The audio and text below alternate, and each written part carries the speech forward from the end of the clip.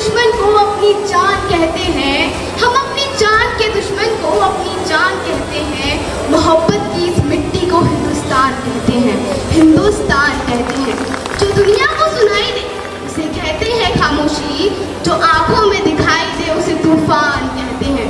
जो ये दीवार का सुराग है साहब, जो ये दीवार का सुराग है, चाइना अमेरिका पाकिस्तान की साजिशों का हिस्सा है, पर हम इसे अपने घर का रोशनदान कहते हैं, पर हम इसे अपने घर का रोशनदान कहते हैं। माननीय मुख्य अतिथिगण, विशिष्ट अतिथिगण और director ma'am, chairman sir, principal sir और सभा में उपस्थित सभी अतिथिगण को मेरा प्रणाम। मैं प्रतिभा आज आप सभी के समक्ष भारत के 77वें स्वतंत्रता दिवस पर अपने विचार रखने जा रही हूँ। आजादी, आजादी का मतलब वही समझ सकता है जिसने कभी गुलामी सही हो। हम सब भाग्यशाली हैं कि हमारा जन्म स्वतंत्र भारत में हुआ। यूं तो आजादी की लौ 1857 में ही जग चुकी थी, जिसने मशाल बनकर 1947 में हमारे देश को आजाद कराया।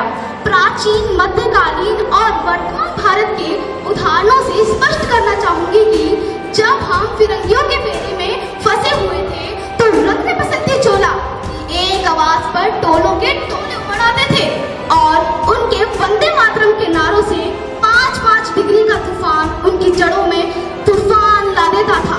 लोग मर जाते थे, मिट जाते थे, फांसी पर चढ़ जाते थे। वो अपनी देशभक्ति साबित कर रहे होते थे, क्योंकि ये उस दौर की कसौटी की देशभक्ति थी। उसके बाद 62, 65, 71 के युद्धों में हमने अपना सब कुछ गंवा दिया। प्यार भी भरपूर गया, मांग का सिंदूर गया, नन्हे नौनिहालों की लंगोटियां चली गई, छोटी छोटी बेटियों की चोटियां चली गई, बाप की कमाई गई, भाई की पढ़ाई गई। ऐसा एक विस्फोट हुआ, पता ही नहीं चला, पूरे जिस्म की बोटियां चली गई, पूरे जिस्म की बोटियां चली गई। और आपका तो एक आदमी गया है साहब, और आपका तो एक आदमी गया है साहब, किंतु मेरे घर की तो रोटियां चली गई, किंतु मेरे घर की तो रोटियां चली गई। वाले हालात पैदा होने के बावजूद भी माँ अपने बेटे को सरहद पर दुश्मनों की धज्जियां उड़ाने के लिए भेज दिया करती थी। अम्मा ने पत्र भेजा है, बड़े चाव से लिखा है पत्र। 1 इंच पीछे मत हटना, चाहे इंच इंच कट जाना, चाहे इंच इंच कट जाना, चाहे इंच इंच कट जाना, चाहे इंच इंच कट जाना।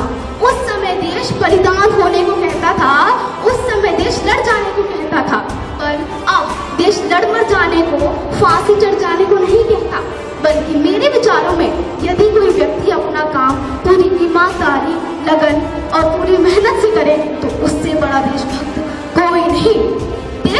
देशद्रोही से ज्यादा देशभक्ति तब आहत होती है जब एक जवान बेटा अपने बूढ़े माँ बाप को वृद्धाश्रम छोड़ के आ जाता है।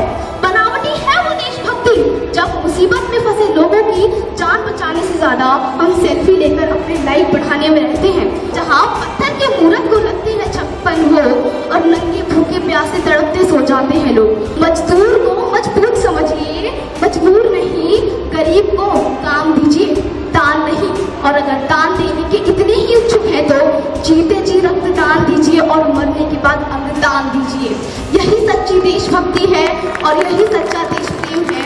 हमें बड़ी बड़ी बातें नहीं, छोटे छोटे प्रयास करने होंगे, क्योंकि हमें चोट पहाड़ से नहीं पत्थर से लगा करती है। मैं एक भारतीय हूँ, मैं एक विद्यार्थी हूँ, मैं इस मातृभूमि की एक बेटी हूँ। मैं इस मंच पर यह कहना चाहूंगी कि जब हम आप और सब प्रयास करेंगे तो हमारे देश की राष्ट्र निर्माण मुमकिन है।